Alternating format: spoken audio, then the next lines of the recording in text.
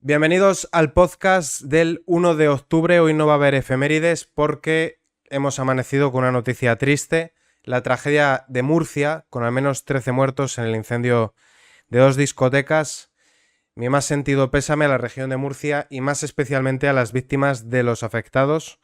Y esto pues nos pone delante la triste realidad de que la vida es efímera y siempre es triste cuando alguien pierde la vida y más cuando son personas jóvenes con toda la vida por delante, con muchísimos sueños y con muchísimas metas por cumplir. Pero la vida lamentablemente es así y esperemos que se vea quién tiene algo de responsabilidad en esto, que se esclarezca todo y que se tomen medidas para que no vuelva a ocurrir.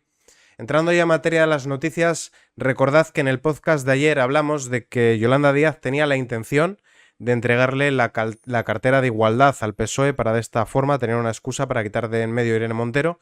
Esas son las dos noticias con las que vamos a empezar. Veremos a quién tiene el PSOE pensado para sustituirla. Veremos también noticias de cómo van los pactos, del desafío independentista que continúa.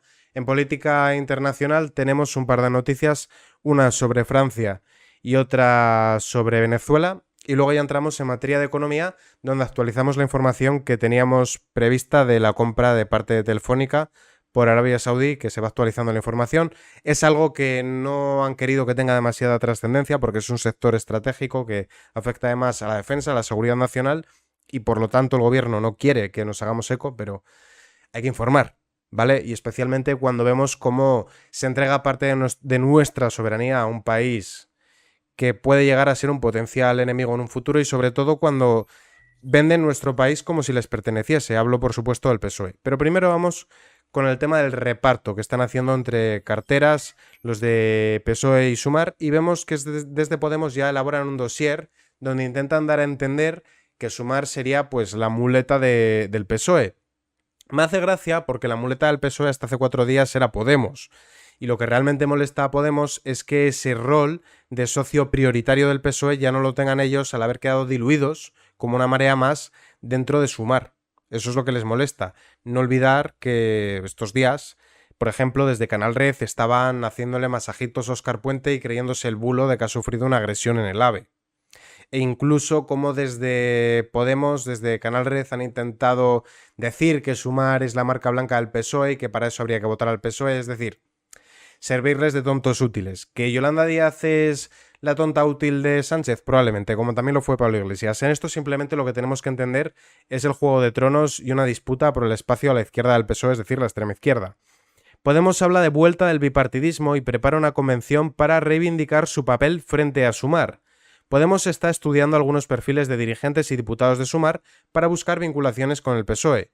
El Partido Morado anunciará en noviembre su hoja de ruta para intentar recuperar fuerza y brillo después de unas elecciones generales que han reducido mucho su visibilidad e impacto en la política nacional. Aquí habría que recordarle a los señores de Podemos que si no fuese por Sumar, en lugar de tener 5 diputados dentro de otro partido, estarían en el grupo mixto, con suerte con un par de diputados. O sea que tampoco están en condiciones de exigir absolutamente nada. Y en ese proceso en el partido apuntan a que esgrimirán el argumento de que Yolanda Díaz está cediendo demasiado terreno al PSOE y que carece de autonomía. Podemos también pretende criticar a algunas de las principales referentes de Sumar, a los que Yolanda Díaz ha upado hasta la bancada del Congreso de los Diputados en la actual legislatura. No, en Podemos están haciendo una rabieta porque Irene Montero no va a continuar. Punto y se acabó. En Podemos lo que están es más pendientes de los sillones, que no digo con esto que los de Sumar sean mejores, porque son el mismo perro con diferente collar. Pero que no vendan aquí el relato de que hay diferencias en el ámbito ideológico o que hay diferencias programáticas porque Sumar es lo mismo que Podemos. En lo que sí que han cambiado es en la estrategia comunicativa. Podemos esgrimía mucho lo de las calles, los scratches, tal y cual, y desde Sumar lo edulcoran un poquito, le ponen purpurina, le ponen un poquito de Chanel número 5, pero ya está, es lo mismo. A nivel programático, a nivel ideológico, a todos los niveles es lo mismo. Y eso, que nadie se ha engañado, ni piense que lo de Podemos sí que iba contra el sistema, ni que piense que Yolanda Díaz, en cambio, sí que lo regenera y que Podemos estaba corrupto. No, viene a ser lo mismo. Es exactamente igual. Uno de los dirigentes de Sumar que más despierta recelos en Podemos es el número 2 por Madrid, Agustín Santos Maraver. Podemos quería que Irene Montero ocupara esa plaza. ¿Veis de qué iba la cosa de Irene Montero? Díaz, en cambio, no solo la vetó de todas las listas, sino que fichó por sorpresa a un embajador de prestigio internacional. No es el único dirigente que está siendo analizado. Otro fichaje de Díaz, el sindicalista Carlos Martín, hombre de máxima confianza de Unai Sordo, también formaría parte de estos dirigentes. Con Martín en Podemos también señalan al diputado por Sevilla y profesor universitario Francisco Sierra y la empresaria Esther Gil de Reboleño, así como Rafael Confiño, adscrito a Izquierda Unida. Aquí os recuerdo que al principio lo intentaron con Baldoví. Que Baldoví es un impresentable, ojo. De hecho, tenemos un vídeo en LinkedIn Política y Noticias, mi canal principal, donde exponemos quién es Baldoví. Yo creo que ese vídeo es... No voy a decir que es una obra maestra, porque no lo es, pero sí que es un vídeo que sirve para conocer al personaje. Si tú no sabes quién es Baldoví, en ese vídeo recogemos las peores cosas que ha hecho, desde increpar, levantarse de qué te ríes a una diputada de Vox, pasando por haber despreciado a Tamames gritándole en la tribuna, o blanquear a Mónica Oltra, que ya sabemos que lo que hizo su marido y que ella era la máxima responsable de todos los centros tutelados, porque ya tenía la Consejería de Igualdad de la que dependen los centros de menores. Con lo cual, un impresentable Baldoví, y decir que Podemos también esgrimió el que se promocionara a Baldoví como una herramienta para atacar a Sumar. Discurso tibio. Estos son algunos nombres que sirven a Podemos para argumentar que Sumar se ha acercado demasiado al PSOE. También la presencia de Marta Lois y su cargo de portavocía ha sido criticada duramente por los morados. Podemos cuestiona su nombramiento por la escasa experiencia que tiene como parlamentaria. Pero si los de Podemos decían antes que lo que les diferenciaba de los demás partidos es que era gente de la calle como tú y como yo, era lo que decían. No somos señores de corbata, somos gente de la calle. Entonces, ¿por qué afean ahora que no sea una política de profesión? En fin. Cabalgar contradicciones. Este diario ya desveló que Podemos acusa a Díaz de vacío ideológico y de carecer de autonomía frente a Sánchez. El coportavoz de los morados, Javier Sánchez Serna, dijo en el Congreso durante la investidura de Feijóo que además de carecer de autonomía, Sumar corre peligro de convertirse en una comparsa del PSOE. Podemos, en definitiva, reivindicará de aquí a los próximos meses su factor diferencial. Y me hace gracia que acusen a Sumar de ser un partido tibio cuando para mí el PSOE es un partido súper radical. Y cualquier cosa que esté a la izquierda del PSOE ya ni te cuento. Yo creo que cualquiera que haya visto la deriva del PSOE desde Zapatero hasta hoy entiende perfectamente que es un partido radical y que es un partido que dista mucho de ser un partido de Estado. Con lo cual, cualquier cosa que tenga a la izquierda... Pero bueno, aquí te intentan crear la idea de que yo soy más puro que los demás. El argumento vendría a ser de izquierdas equivale a ser bueno, ser de derechas equivale a ser malo, y cuanto más de izquierda seas, más bueno eres. Y entonces el argumento es, no eres lo suficientemente de izquierdas, yo sí. Que es ridículo, y no hay por dónde cogerlo, ¿no? Pero dentro de las personas que votan a estos partidos ha de tener alguna lógica. Si os dais cuenta, hablan de un vacío de Sumar. No, es que yo veo un vacío directamente en todos los partidos de izquierda y basta con escucharles. Ensanchar la democracia, escudo social, alivio penal, no dejar a nadie atrás. Lo analizas un poco y dices, es que son frases huecas. En esto entra cualquier cosa. Cualquier política que tú apliques cabe en esa definición laxa que estás dando de tu política. No les verás, como por ejemplo sí que hacen desde Vox, o a veces desde el Partido Popular, pocas veces, de decir, mira, vamos a bajar tantos puntos el IRPF para aliviar a las familias, como salió el otro día Figaredo, que lo explicó muy bien. Por cada hijo vamos a bajar tantos puntos del IRPF al punto de que si tienes 4 no lo pagas, por ejemplo. O vamos a mantener el descuento del IVA para ayudar a las familias porque se ha encarecido el nivel de vida tanto. Eso son medidas concretas, eso le puedes poner nombre y lo entiendes. No es algo que es un castillo en el aire, ensanchar la democracia, escudo social, justicia social. Claro, son palabras que suenan bien, las juntamos a ver qué sale de ahí, un batiburrillo de ideas, y luego ya pues con eso tiran. Y ahora vamos a lo que os comentaba yo antes. El PSOE apuesta por Andrea Fernández para sustituir a Irene Montero en Igualdad. Yo ayer aventuraba que probablemente hubiesen elegido a Carmen Calvo. No entiendo muy bien por qué... Bueno, tampoco sabemos porque ya aquí todo el mundo está haciendo quinielas, muchas veces desde los medios también se aventuran por corazonadas, ¿no? Como dije ayer, Carmen Calvo. Puede ser que The Objective cuente con alguna información con la que yo no contaba ayer, no lo sé, pero dicen que puede ser esta. No entiendo la estrategia, no entiendo por qué el PSOE querría hacer esto, a lo mejor por buscar un perfil más joven. La joven diputada secretaria de Igualdad del partido gana enteros para esta cartera en detrimento de Carmen Calvo. ¿Incluyen incluso el descarte de Carmen Calvo?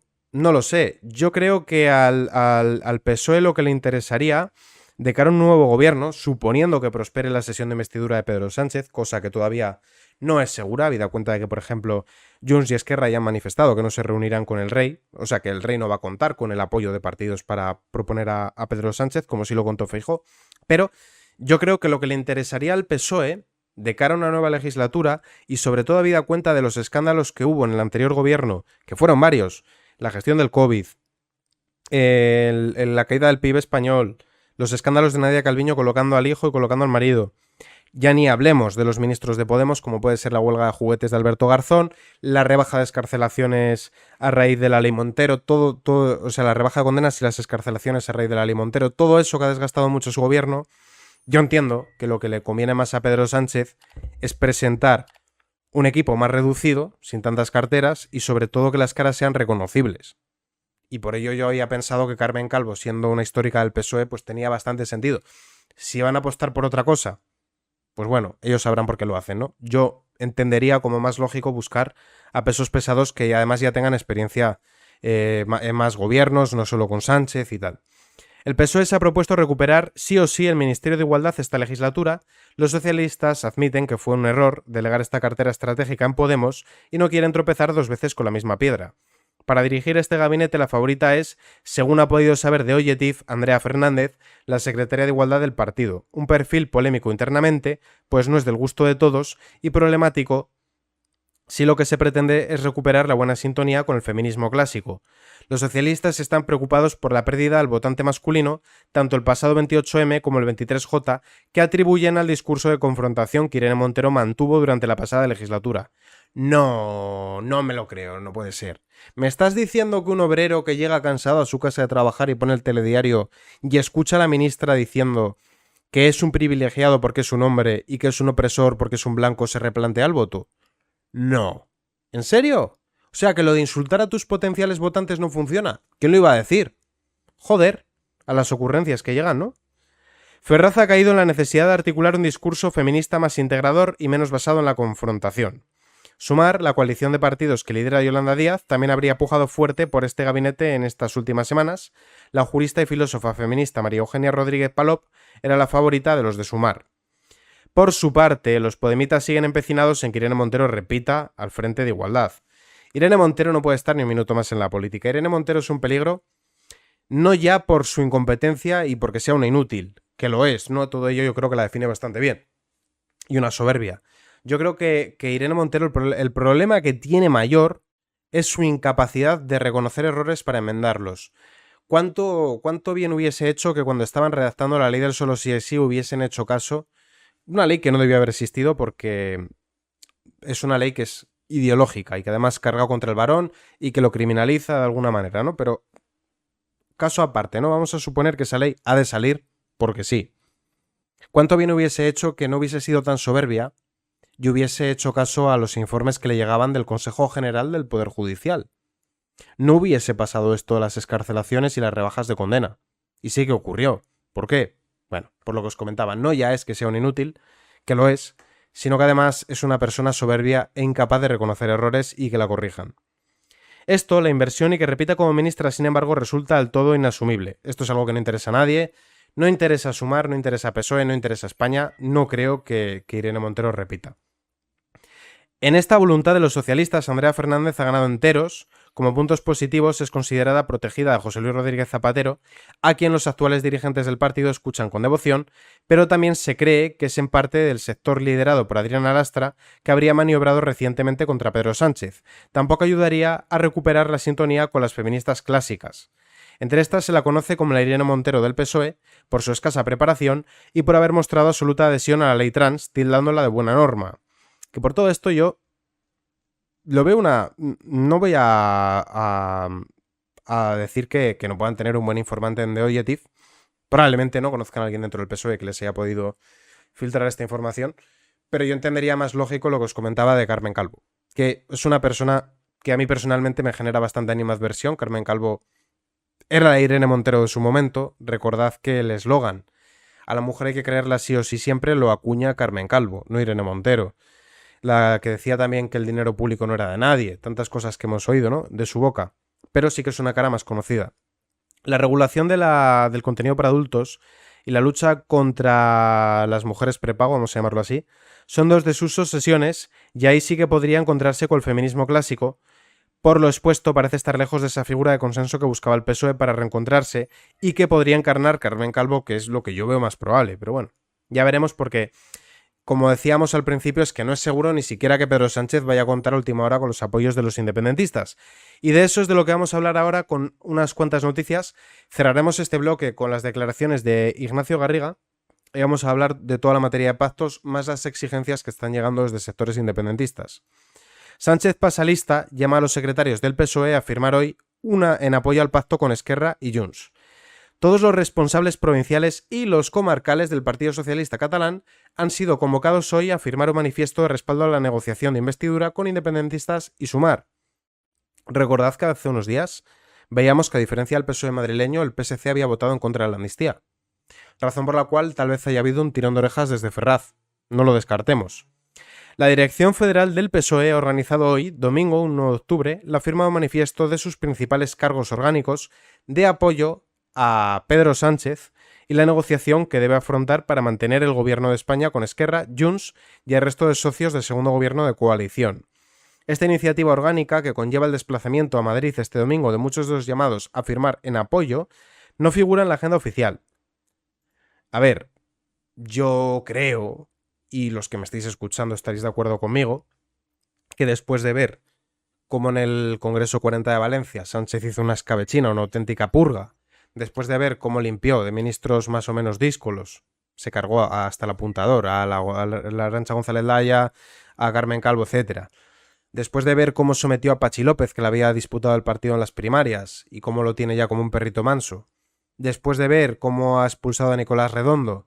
Después de escuchar todos los recados que le mandó Óscar Puente a Felipe González y a Guerra, yo creo que esto es un pasar lista para ver quién está de su lado y quién no, y quien no esté, largarlo al cementerio de elefantes, que es el Senado, como hizo con Susana, o igual directamente fuera del partido o a cargos menores exiliados. Esta iniciativa orgánica, veíamos que conlleva desplazamiento a Madrid, no figuraba en la agenda, y después de las duras críticas de la vieja guardia al partido a Sánchez por la posible ley de amnistía y demás implicados en el referéndum ilegal del 1 de octubre, crítica encabezada por Felipe González y Alfonso Guerra, aspira, como de los varones en ejercicio Emiliano García Paje y Javier Lambán, en un WhatsApp de la Dirección Socialista Asturiana a sus militantes, al que ha tenido acceso Voz Populi, se señala que los organizadores, en alusión a la ejecutiva de Ferraz, han decidido que el documento sea firmado por secretarios provinciales y los secretarios comarcales del PSOE de Cataluña,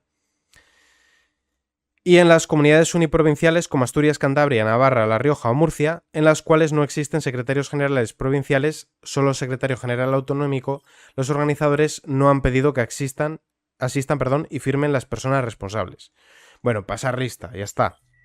También se aprobó delegar la firma como nos han pedido los organizadores del acto, y ante la inexistencia de secretarios provinciales de Asturias, al ser una federación uniprovincial, en la Vicesecretaría General de Organización y Coordinación, Rita Camblor, que en estos mismos momentos viaja a Madrid para participar en representación, su comisión ejecutiva y Adrián Barbón, en la firma de este manifiesto de apoyo.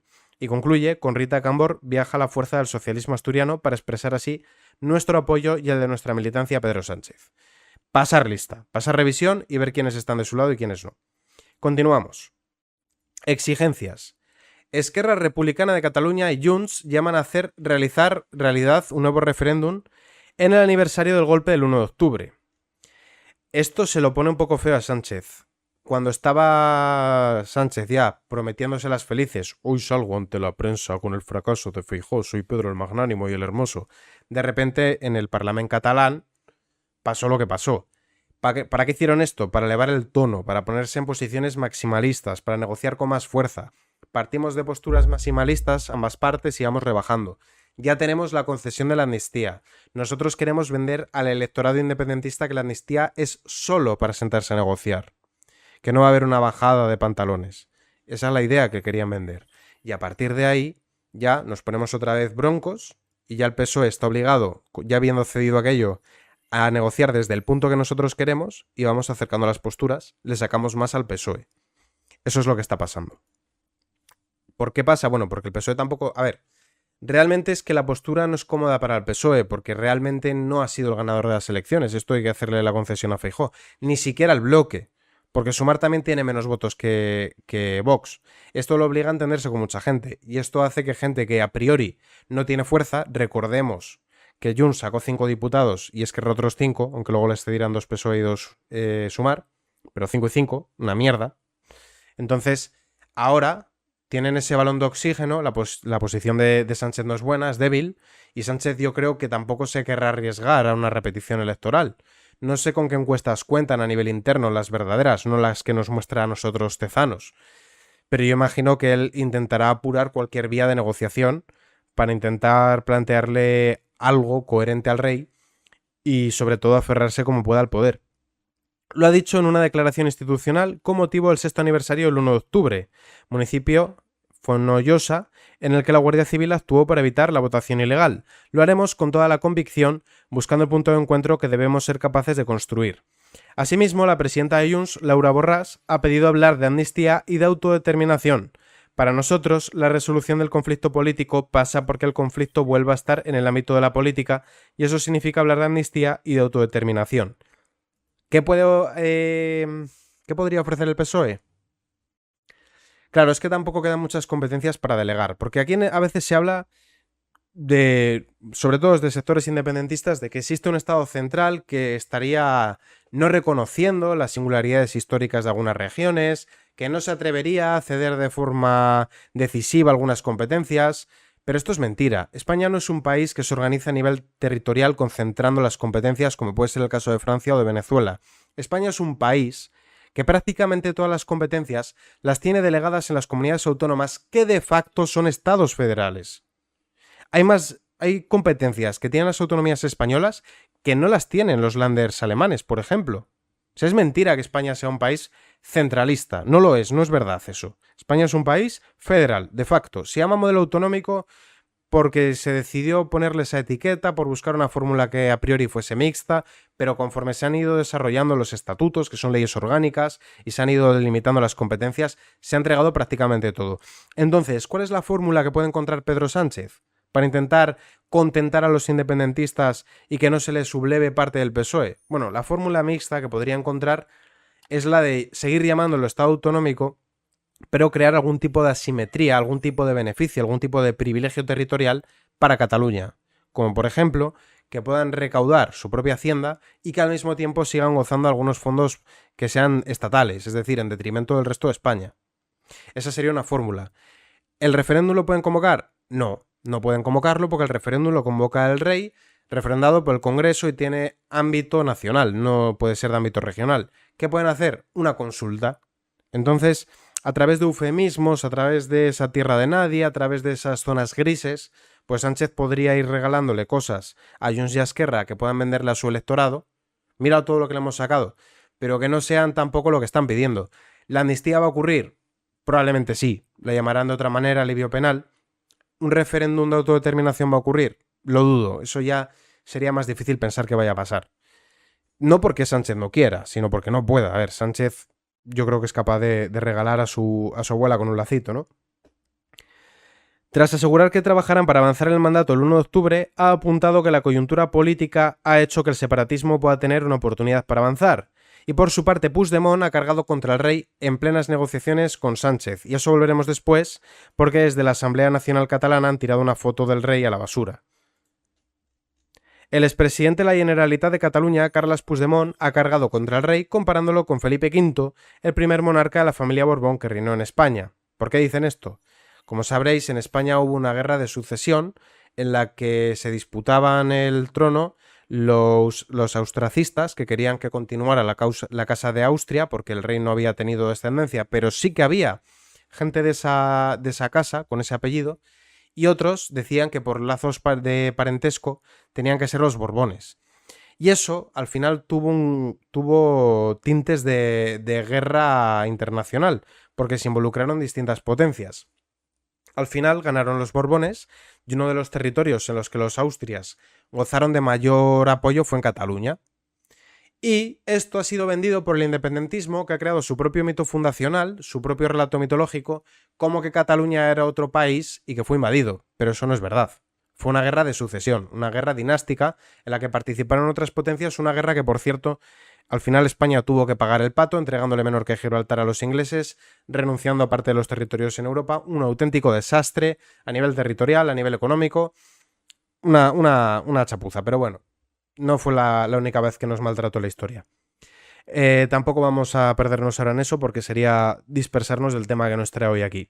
El prófugo catalán ha recordado que aquel rey aplicó lo que se llamaron decretos de nueva planta, que favorecieron la modernización y la centralización del Estado en detrimento de leyes e instituciones propias de Valencia, Aragón y del Principado de Cataluña.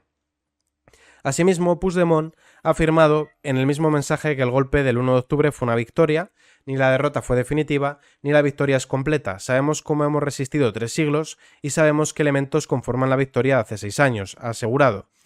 Y por su parte, desde la Asamblea Nacional Catalana, la presidenta tira una foto del rey Felipe VI a un contenedor. La presidenta de la Asamblea Nacional Catalana, Dolores Feliu, ha intervenido este domingo en un acto para conmemorar el golpe de 2017, donde ha tirado una gran fotografía de Felipe VI a un contenedor. Cataluña no tiene rey, el símbolo de la unidad de España, ¿a dónde va? A la papelera. Ha dicho antes de depositar la imagen del monarca en una basura, donde también había fotos de Sánchez, Rajoy y el juez Marchena. En el acto, celebrado en la plaza Urquinaona, de Barcelona, han intervenido la presidenta de la Asamblea Nacional. Si el gobierno y este parlament del 52% de votos independentistas no se atreven a hacerlo o no quieren, que convoquen elecciones y den voz a un parlament libre escogido por un pueblo sediento de libertad, que convoquen elecciones si no quieren hacer la independencia, ha exigido. Pero aquí hay un pequeño problema. Lo primero y más evidente es que no todo se puede votar. Tú no puedes obligar a una persona que ya no es española, pero tampoco se debería de poder votar confiscarle a tu vecino la mitad de lo que gana. Aquí es que el problema es que la democracia está bien siempre y cuando no delimites la libertad de los demás, porque entonces incurrimos en una dictadura de la mayoría. Eso lo primero. Y lo segundo, al igual que en España, a la hora de elegir a nuestro legislativo, es decir, el Congreso, el Congreso de los Diputados, se emplea la ley de Hont, que son unos cálculos que no representan de forma proporcional lo que ha votado la gente. Cataluña, a diferencia de otras comunidades autónomas, también aplica la ley de Hont. Y sucede que el voto de Lérida y el voto de Gerona vale más que el voto de Barcelona y el voto de Tarragona, que son las dos provincias con más habitantes. Y esto hace que uno pueda llegar al error de pensar que el 52% de los catalanes son independentistas, pero es que no es verdad. A lo sumo serán el 30%. Entonces aquí están tirando de falacia. Y otra cosa, cuando en un hipotético suponer se convoca un referéndum regional donde votan todos los catalanes y sale sí a la independencia de Cataluña, obviando el hecho de que el resto de España algo tendrá que opinar, ¿no? Pero vamos a suponer que se hace así, de forma unilateral. Oye, ¿y 4 años después los catalanes podrían votar si quieren volver a integrarse en España, o una vez sale ya lo que ellos quieren no se vuelve a votar? Porque yo recuerdo que en la constitución que planteó Puigdemont, que eso no se lo explicó muy bien a los independentistas que le estaban apoyando, él tenía prácticamente plenas competencias y podía designar o destituir, a los jueces. Esa fue la parte que se le olvidó explicar. No, porque claro, democracia, pero según para qué. Para lo que nos conviene, sí, derecho a votar, pero para lo que no, no. Se entiende bien lo que quiero decir, ¿no? Para Feliu, la independencia debe hacerse desde Cataluña, por lo que si en el Congreso hay una ley de amnistía, el mismo día que se apruebe en el Parlamento debe resonar la independencia. Sí. ¿Y qué pasa con las pensiones? ¿Qué pasa con la infraestructura que hemos pagado desde el resto de España? ¿Qué pasa con la deuda proporcional que le corresponde a Cataluña? ¿Qué pasa con todo eso? Pregunto. ¿Quién va a pagar la pensión de los catalanes? Oye, además, ¿qué pasa con el ejército catalán? Porque que yo sepa no tienen. O van a ser un país pacifista, sin ejército. El ejército es precisamente, si eres pacífico, lo que necesitas para disuadir a otros de atacarte. ¿Qué pasa con los tratados que apoya España? ¿Qué pasa con todos los convenios que hay contraídos? ¿Qué pasa con todo eso? Es que aquí, o ¿qué pasa con la Unión Europea? ¿Qué pasa con la OTAN? Porque aquí hay varias preguntas que hay que hacer. No es eso de no, conseguimos la independencia, esto es un crecepelo mágico. Me hace mucha gracia cómo lo plantean los independentistas. ¿Vosotros sabéis las películas del oeste que aparecía un vendedor de un ungüento que era muy bueno? Mira, este ungüento te sirve de crecepelo, pero es que te sirve también de antídoto si te pica un escorpión, pero es que además te da potencia sexual, y es que además te sirve para adelgazar. Bueno, esto es una cosa maravillosa. Es una cosa sublime. Vale para todo. Oye, ¿para qué sirve el independentismo? Para separarnos de un país que es fascista. ¿Para qué más sirve? Para tener nuestro dinero y que no se lo lleve Madrid. Porque España nos roba. Para todo vale. Ya a partir de ahí, en la tierra de la leche y la miel va a ser. En cuanto al número de manifestantes, la Guardia Urbana de Barcelona ha cifrado en 1000 los asistentes a la convocatoria organizada por la Asamblea Nacional para celebrar el 1 de octubre. Y sin embargo, siendo 1000 personas de una de las regiones más pobladas de España, tienen la osadía de decir, como nos han dicho aquí antes, que es el inequívoco clamor popular. 1000 personas. De millones de personas. Te tienes que reír, ¿verdad? La cabecera de la manifestación, con la presidenta de la Asamblea Nacional Catalana, ha llevado una pancarta con el lema Per la Independencia, vía fora. La marcha ha comenzado sobre las 11:45 en la plaza Urquinaona, y en este punto los manifestantes se han lanzado contra el edificio de la policía, con pequeñas urnas simulando las del 1 de octubre. Fuera las fuerzas de ocupación. Y los guardias civiles y policías nacionales que son catalanes, o lo llevo un poco más allá. Lo llevo un pelín más allá, ¿no? Porque esto yo creo que habrá que desarrollarlo. Oye, es que yo sepa, como no había agentes para los Mossos, lo que hicieron fue reconvertir a parte de los guardias civiles y de los policías nacionales que había desplegados en Cataluña, parte de los cuales, por cierto, eran extremeños y andaluces. Como también eran extremeños y andaluces los que ayudaron a levantar la economía de allí. Pero bueno, estas son cosas... Es también un problema de cuando tú no sales de tu terruño, que te crees los mitos fundacionales que te están vendiendo. Con todo el respeto hacia el pueblo catalán que yo le tengo y que los catalanes que me ven saben que les tengo. Porque no tienen la culpa. Bastante tienen con soportar a los independentistas día tras día como los tienen que aguantar. Y si al resto de los españoles nos aburre el monotema, más les aburrirán a todos aquellos catalanes que se sienten españoles. Pero es lo que ocurre cuando tú no viajas. Que te crees que fuera de tu región son todos franquistas y son todos racistas y son todos retrógrados y que van en burro todavía montados. Y es lo que pasa cuando no has salido. Y a todo esto un catalán, como es Ignacio Garriga, responde: Garriga sobre la amnistía es un atentado histórico que va a protagonizar el PSOE, una voladura de nuestro Estado de Derecho. Anuncia que su formación presentará una querella contra la presidenta de la Mesa del Congreso. El secretario general de Vox, Ignacio Garriga, ha puesto hoy en valor el trabajo que está realizando su formación en muchos puntos de España para poner fin a la discriminación lingüística. En lugares como Valencia o Baleares, estamos protegiendo la lengua común, la lengua de todos los españoles y por tanto estamos ante una gran oportunidad. En este sentido, Ignacio Garriga se ha vuelto a referir a la iniciativa de Vox que han registrado en el Senado para proteger el español en la Cámara, y sobre la amnistía, Ignacio Garriga se ha vuelto a referir a la amnistía que pretende conceder Pedro Sánchez al prófugo de la justicia Puigdemont y a todos los delincuentes para advertir de que el presidente del gobierno en funciones está dispuesto a hacer cualquier cosa para mantenerse en el poder. Y llama la atención que Ignacio Garriga, por lo visto, no será un catalán, no valdrá de nada su opinión, pero sí ha de valer la de Dolors, que solo ha concentrado a 1000 personas. Porque esto es lo que tiene el independentismo, que te crea catalanes de primera y charnegos de segunda. Pero claro, esto también es conveniente, porque Gabriel Rufián, como apoya lo correcto, ya no es charnego y es catalán de primera. Y otro que igual se apellida con un apellido hiper mega catalán, pues ya no, porque ese se siente español, entonces no nos vale. En fin. Y también Ignacio Garriga ha querido hablar de que España es una realidad histórica y su unidad es previa a toda constitución.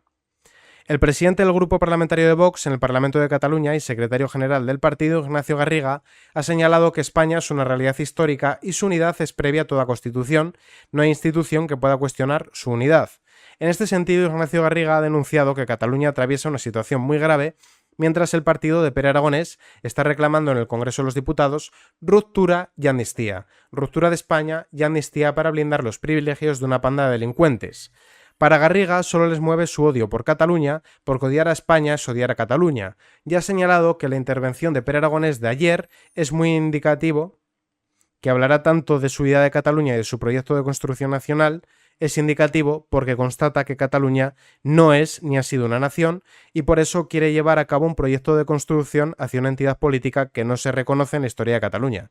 De hecho, es que España es unión en la diversidad y diversidad en la unión, porque España es un país viejo. España no tiene parangón en, por ejemplo, Estados Unidos tiene una historia breve de unos 300 años. Ya había nociones de España en la época de los romanos. Entonces, es entendible que España pues cuente con unas singularidades que no se ven en otros países. Con todo el respeto a los países más nuevos. Pero no vas a encontrar, por ejemplo, en República Dominicana, las singularidades que encuentras en España. ¿Por qué? Porque en República Dominicana tiene una historia más reciente. Sí que es cierto que tienen el componente caribe, el componente de aquella población africana que fue trasladada a las Antillas, tiene el componente español, sobre todo especialmente ese componente español que se ve en el idioma, que se ve en la religión mayoritaria, pero es un país reciente. Es un país reciente que las diferencias que va a tener son las que vas a encontrar en cualquier país entre la capital Santo Domingo y los pueblos. Pero en el caso de España, que es un país más antiguo, pues sí que conviven distintas lenguas, conviven distintos trajes regionales, distintos bailes, distintas músicas, pero eso no tiene la categoría de que sean naciones diferentes, ni que hayan sido sometidas por Castilla, como intentan vender algunos. No, simplemente por su antigüedad tiene una serie de singularidades. Y está bien que las tenga, y está bien esa diversidad, siempre y cuando esa diversidad no se politice y se utilice para crear muros que nos diferencian entre ciudadanos de primera y ciudadanos de segunda. Y continuando, vamos a entrar ya en materia de la política internacional, una noticia de Francia, trágica, igual que es trágica la que teníamos hoy con la que hemos abierto el podcast de Murcia, y otra que es de Venezuela, que también es muy grave y se ve cómo se vulneran los derechos humanos en algunos países. La de Francia es la triste desaparición de la niña Lina, que no se sabe dónde está, puede que haya sido secuestrada. Vamos a traducir la nota para que podamos leerla, porque yo no hablo francés y la nota es del diario Le Figaro, y vamos a poder adelantar la información sobre el paradero de la niña. Debido a la complejidad del caso, la Fiscalía de Saverne desiste del asunto en favor de la Fiscalía de Estrasburgo. Más de una semana después de la desaparición de Lina, la investigación, inicialmente abierta por desaparición inquietante, cambia este domingo con la apertura de una investigación judicial por secuestro. La Fiscalía de Saverne renuncia a su responsabilidad en beneficio de la Fiscalía de Estrasburgo, anunciaron las dos autoridades en un comunicado de prensa conjunto difundido este domingo 1 de octubre. Una casa examinada al mismo tiempo los investigadores de la Gendarmería, entre ellos miembros del Instituto de Investigaciones Criminales, registraron este fin de semana una casa en la aldea de Diepach, en la comuna de Plain, disculpando hablo bien francés, no sé pronunciar, de donde proviene la niña. Lina, de 15 años, desapareció el día 23 de septiembre. La familia lo estará pasando fatal, es terrible, es una cosa muy preocupante y bueno, entendemos que habiendo pasado tanto tiempo, habiendo pasado ya más de una semana, una niña de 15 años, es difícil pensar que se haya fugado a casa con unos amigos. Así que yo creo que al haber pasado tanto tiempo, la idea de que la hayan podido secuestrar cobra bastante fuerza. Pero esperemos que la policía la encuentre y que todo quede en un susto. Y ahora hablamos de Venezuela. Un informe de la ONU reveló que las torturas a los opositores en Venezuela buscaban extraer confesiones o declaraciones falsas.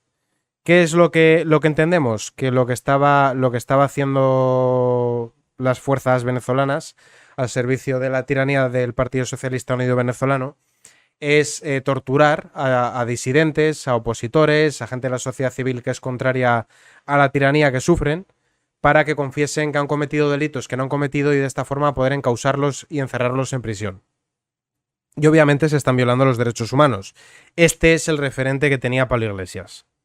Numerosos los motivos razonables destacados que tiene la misión de determinación de los hechos sobre lo que ocurre en Venezuela en materia de la violación de derechos humanos, luego de entrevistar en persona o a distancia a 256 personas. Tiene elementos de la misión para creer que desde 2020 hubo al menos 58 casos de personas detenidas arbitrariamente. La mayoría fueron detenidas por la Dirección General de Contrainteligencia Militar. Hablamos de 3 años de torturas físicas y psicológicas. La misión recibió información sobre el uso de tortura psicológica, incluyendo amenazas de hacer daño a las parejas e hijos de los detenidos, imponerles mayores periodos o peores condiciones de detención o someterlos a torturas o violación. Las autoridades venezolanas no investigaron ni sancionaron las torturas y malos tratos pese a existir denuncias. Ni el sistema de justicia ni la Defensoría del Pueblo han actuado con la diligencia debida. Muy grave. Y ahora entramos en materia de economía. La primera va a ser más o menos de política internacional también, aunque afecta directamente a España, y es de economía. Saudi Telecom enfría su entrada en Telefónica para negociar las condiciones con el gobierno. Realmente me temo que esto es más bien porque les pillaron con el carrito de los helados, porque recordad que el gobierno sacó en Consejo de Ministros un real decreto cuando estaba toda la prensa pendiente de la campaña, antes de las elecciones del 23J, para facilitar la compra de parte de Telefónica. Yo creo que lo que no se esperaban es que la prensa se enterara. Saudi Telecom, o que pensaron, también puede ser, que la prensa la iban a poder agradar para que no lo dijese. Ha frenado su entrada en Telefónica tras el revuelo causado por su irrupción como primer accionista. Diferentes fuentes consultadas por The Objective coinciden en señalar que la empresa saudí se ha tomado un respiro para cerrar los flecos de la operación y para consensuar con el gobierno los términos de su entrada en una compañía considerada estratégica. También esto es significativo de algo y cómo Europa progresivamente ha sido desplazada por países emergentes. Pensad que, por ejemplo, 2/3 partes de los barcos que se mueven a día de hoy se mueven por el sudeste asiático. Europa hace no tanto concentraba el 35% de las transacciones económicas que ocurrían en el mundo. Hace no tanto os hablo de cuando yo tenía 15 años. Y yo lo estudiaba esto creo que se llamaba la asignatura Conocimiento del Medio, si no recuerdo mal. Esto se estudiaba, ahora no sé lo que estudiarán, ahora estudiarán ideología de género. En mis tiempos estudiábamos esas cosas. Y el 35% de las transacciones económicas ocurrían dentro de la zona euro y, de hecho, la zona euro movía más dinero que Estados Unidos. No es esa la realidad que tenemos hoy en día. Y estamos viendo cómo países de Asia, Arabia se incluye, la península arábiga se incluye en Asia, países de Asia están desplazando a Europa. Vemos cómo emergen los dragones asiáticos, vemos también cómo los BRICS ya van concentrando buena parte del PIB mundial. Todo eso es lo que estamos viendo y vemos cómo incluso ya se atreven a incursionar dentro de empresas europeas. Aparte del declive de España, es también el declive de todo el viejo mundo. Una pausa que además ha venido bien para enfriar la presión mediática sobre la operación, que es esto lo que os comentaba yo. Yo entiendo que no contaban con que se hiciese con la prensa. En STC toman nota del rechazo con la que la opinión pública ha recibido la entrada en Telefónica. Saudi Telecom manifestó el pasado 5 de septiembre en su primer y único comunicado que había comprado el 4,9% del capital de Telefónica y que aspiraban a canjear un 5% adicional, para convertirse en el primer accionista. Autorización del gobierno, como se explicó, deben conceder a empresas extranjeras desde el Ministerio de Defensa y el Consejo de Ministros que quieran tomar más del 5% de una compañía, que tenga contratos estratégicos en defensa. Una petición que un mes después sigue sin solicitarse, pese a que Saudi Telecom ha confirmado en varias ocasiones que ultiman su presentación. De esta manera, el diario The Objective ha podido confirmar que en las últimas semanas se han producido contactos entre las directivas, los asesores y los miembros del gobierno. Y las dos noticias de economía que quedan, la primera que vamos a ver va a ser el acto más irresponsable de Sánchez en relación al aumento de la deuda y quieren reducir la pobreza infantil y la desigualdad, empujan a los padres a casarse. Empezamos con esta. Llama la atención la clarividencia con la que un banquero de inversión lanza un augurio. Tarde o temprano sufriremos otra crisis de deuda. Lo afirma en la sede del banco en la capital. Representa los intereses en nuestro país de una multinacional financiera y tiene asumido que las costuras del mercado europeo de deuda reventarán en algún que otro momento. Pocos gurús predicen una explosión similar a la del 2012, pero sí hay coincidencia al valorar el riesgo de nuevas turbulencias. Y si los mercados se tambalean, España estará en el ojo del huracán. No hay otro país que haya incrementado tanto la deuda pública en los últimos años. El candidato popular, Alberto Núñez Feijóo, reprochó al presidente en funciones la actitud lamentable e irresponsable de su coalición. Con el primer calificativo se refería al papelón del Ejecutivo, que ha incrementado en más de 350.000 millones la deuda pública durante la legislatura. Recordad que la deuda pública era de aproximadamente 1 billón. Y ¿cómo lo calificamos? Megalómano. No ha hecho sino pagar con deuda. Y además, la ignorancia financiera del español promedio le lleva a valorar con buenos ojos que no se recorte el gasto social. No lo concibo verdaderamente que un español se hipoteque con un banco para pagar la hipoteca que tiene con otro banco para poder mantener un nivel de vida que no se corresponda a sus ingresos. No hay un español que ingresando 1.000 euros al mes gaste 2.000 cada mes. No lo hay. No lo hay. Sin embargo, pretenden que el Estado lo haga. Y como no contentos con subir los impuestos no da, simpatizan con que el Estado se endeude. Pero no entendemos que la deuda son impuestos a futuro. No entendemos que habrá un momento en el que habrá que recortar, sí, pero no para bajar los impuestos y aliviar la presión fiscal de los españoles, sino para pagar los intereses de la deuda. No entendemos que por tener un estado del bienestar elefantiásico estamos destrozando la vida de nuestros hijos y de nuestros nietos, que tendrán que trabajar solo para pagar los intereses del nivel de vida que tenemos hoy. No somos capaces de entender eso. Que de la misma forma que si ganas 1.000 no puedes gastar 2.000. No podemos seguir endeudando de esta forma a España. No lo entendemos. Y es que, es más, cuando un gobierno plantea recortar el gasto innecesario, se habla de austericidio. Y sacan pecho los políticos de que han aumentado el gasto y el estado del bienestar. Y lo ven bien los españoles, con un déficit fiscal de 200 millones al día como tenemos. Es una vergüenza, verdaderamente es una vergüenza. La gente no entiende de economía. Es triste, realmente es triste. España es carne de cañón ante las distorsiones que arrastra el sistema financiero. Durante casi una década el Banco Central Europeo ha mantenido a raya la deuda soberana de los países con más vulnerabilidades como España. Cuando la eurozona ya cerraba casi la herida de la crisis financiera, llegaron la pandemia y la guerra de Ucrania, y con ellas la inflación desbocada.